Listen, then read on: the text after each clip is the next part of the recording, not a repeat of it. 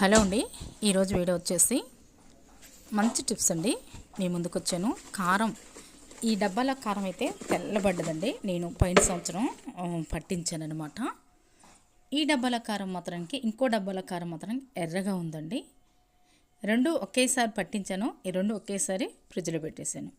అయినా కూడా ఎక్కడ వచ్చిందో తేడా తెలియట్లేదండి. అసలు ఎలా జరిగిందో నాకైతే తెలియట్లేదు.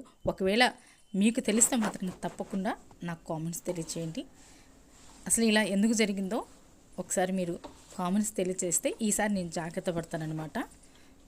ఒకవేళ మీకు కూడా ఇలా జరిగితే మాత్రానికి ఈ రెండింటిని నేను తెల్లగా వచ్చిన దాన్ని పడేయకుండా ఈ రెండింటిని కలిపి నేను మళ్ళీ స్టోరేజ్ చేసుకున్నాను.